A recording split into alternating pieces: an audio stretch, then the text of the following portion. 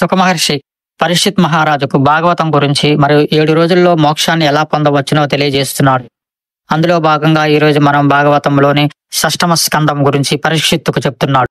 మిత్రులందరికీ శ్రీమేథ్ ఛానల్ స్వాగతం. ఇంతవరకు ఛానల్ ని సబ్స్క్రైబ్ చేసుకోకపోతే వెంటనే సబ్స్క్రైబ్ చేసుకోండి. ఇంద్రునికి కొంచెం గర్వం ఎక్కువ. దాని వలన అతను రాజ్యభ్రష్టుడు ఎలా అయ్యాడో, అతనికి వజ్రాయుధం ఎలా లభించింది, ఇందులో శ్రీమన్నారాయణ లీల ఏమిటి మొదలైన విషయాలను గురించి తెలుసుకుందాము. ఇక పదండి మనం కూడా ఈ విషయాల గురించి ఈ కథలో తెలుసుకుందాము. ఒకానొక సమయంలో ఇంద్రుడు ఒక పెద్ద సభని తీర్చి ఉన్నాడు. ఆ సభకు ఎందరో పెద్దలు వచ్చారు.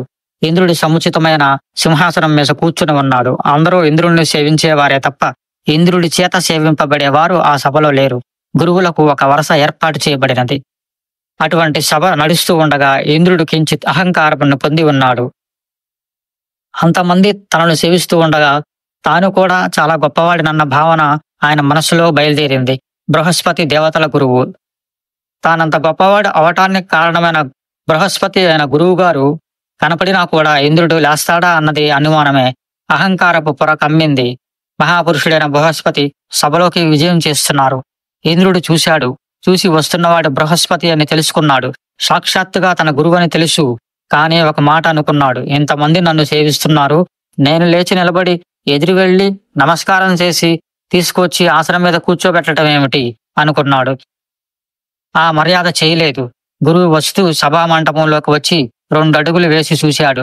ఇంద్రుడు ఎవరో వస్తున్నాడులే అన్నట్లుగా కూర్చుని ఉన్నాడు తప్ప వెంటనే బృహస్పతికి నమస్కరించలేదు. వెంటనే బృహస్పతి అనుకున్నాడు, మనసులో కించిత్ బాధ కలిగింది.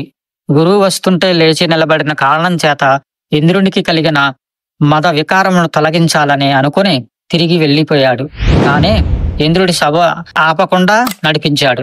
సభ అంతా అయిపోయింది. అందరూ వెళ్ళిపోయారు.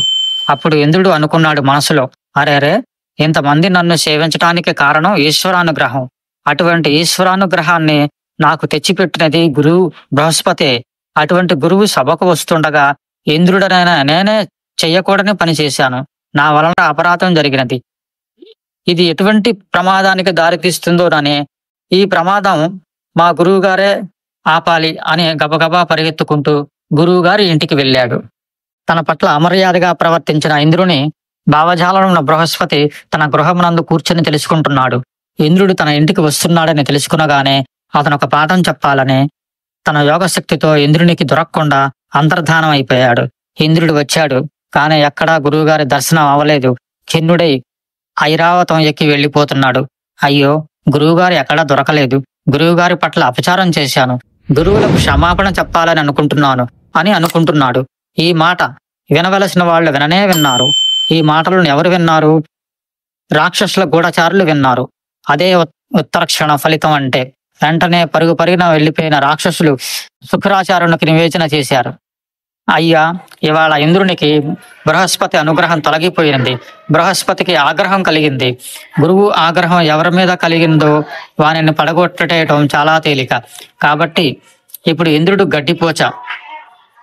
మనం యుద్ధమునకు వెళ్ళటం కేవలం నిమిత్తం. వెంటనే విజయం సాధిస్తాం. ఇంద్రుడు ఓడిపోయి తీరుతాడు. అందుకని మనం యుద్ధానికి బయలుదేరుదాము అన్నారు. అంతే, రాక్షస సైన్యం అంతా వచ్చేశారు. బ్రహ్మాండమైన పోరు జరిగింది.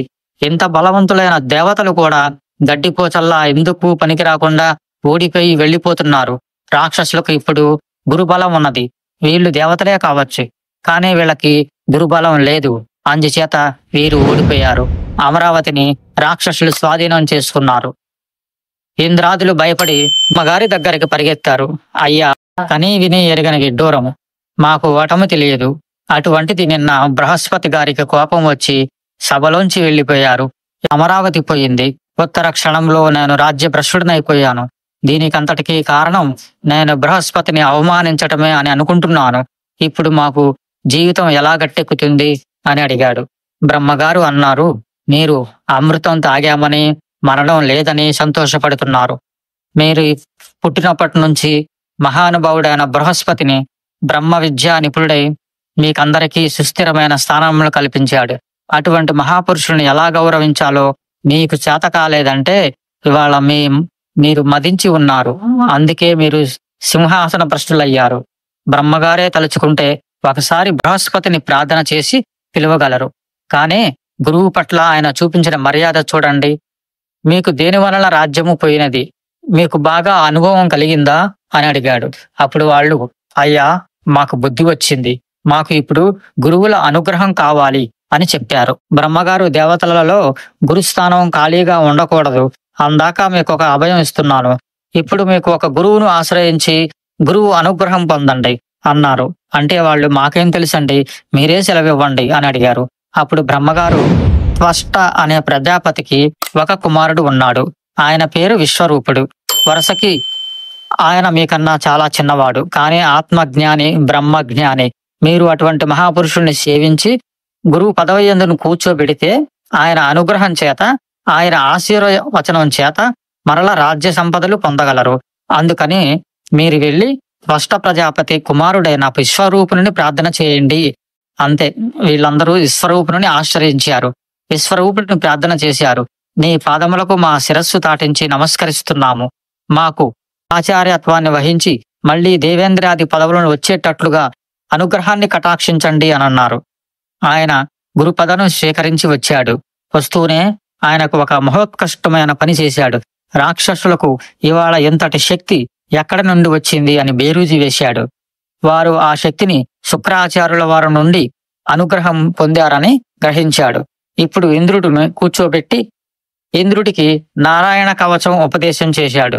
ఇప్పుడు శుక్రాచార్యుల వారు రాక్షసులకు ఇచ్చిన శక్తి కన్నా ఇంద్రుడి శక్తి ఎక్కువైపోయింది. గురువుల అనుగ్రహం కలిగింది. అంతే.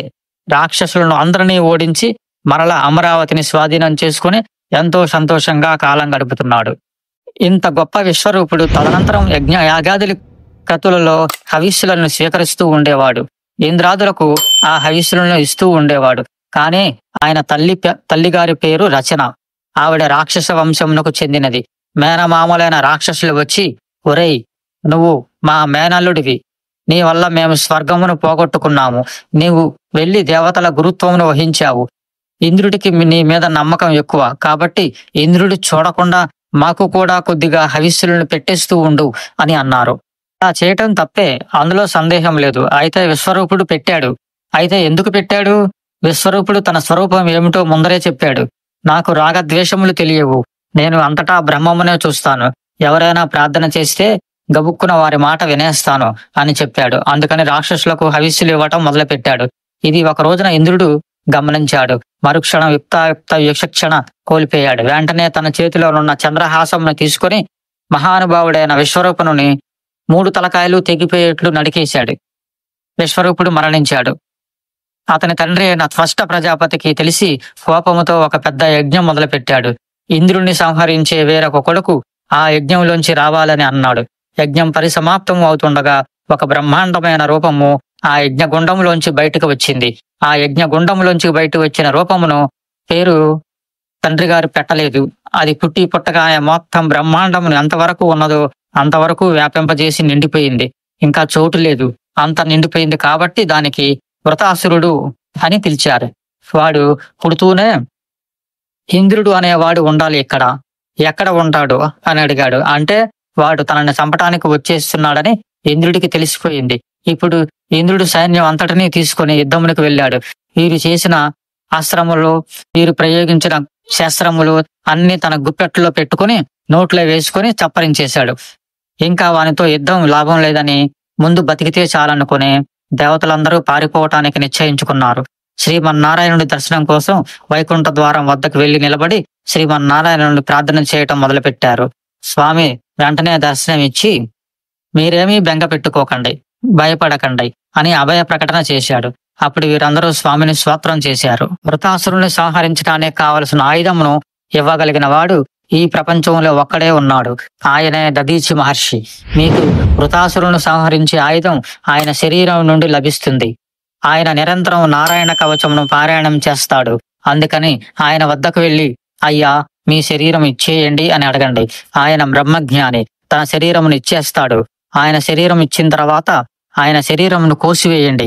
లోపల ఉన్న ఎముకలను పైకి తీసి మూట కట్టుకుని పట్టుకు వెళ్ళి విశ్వకర్మకు ఇవ్వండి.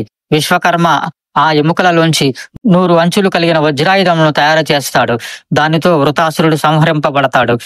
అందుకని వెళ్ళి దధీచిని ప్రార్థించండి అని చెప్పాడు శ్రీమన్నారాయణుడు. గతంలో త్వష్ట ప్రజాపతి కుమారుడైన విశ్వరూపుని సంహరించటం వల్ల తనకు బ్రహ్మహత్యా పాతకం అంటుకుంది. ఇప్పుడు వృతాసురుని సంహరించటం వల్ల మళ్ళీ మూడుతుందోనన్న ఆలోచన ఇంద్రుడికి కలిగింది. ఈ విషయమునే దేవతలకు చెప్పాడు. అప్పుడు దేవతలు, మేము నీ చేత అశ్వమేధ యాగము చేయించి ఎలాగో అలాగా నీకు బ్రహ్మహత్యా పాతకము నుండి విముక్తుడయ్యేలాగా చూస్తాము. ముందు వెళ్ళి ఆ దదీచి శరీరమును అడగవలసినది అని చెప్పారు. ఇప్పుడు పరిగెత్తుకుంటూ ఇంద్రుడు దదీచి దగ్గరకు వెళ్ళాడు. ఇంద్రుడు దదీచి దగ్గరికి వెళ్లి జరిగినదంతా విన్నవించి ప్రార్థించాడు. అప్పుడు దదీచి, ఈ శరీరము నేను కాదు, నేను ఆత్మనే, మీకు శరీరం కావాలి, తీసుకోండి అని చెప్పి యోగ విద్యతో తనలో ఉన్న ప్రాణవాయువును పైకి లేపి అనంతములో కలిపేసి శరీరమును కింద పడగొట్టేశాడు. ఆ తర్వాత వీళ్ళందరూ ఆ శరీరమును కోసి అందులోని ఎముకలను తీసుకొని విశ్వకర్మకిచ్చారు. అందులోంచి విశ్వకర్మ 100 అంచులు కలిగిన వజ్రాయుధమును తయారు చేశాడు.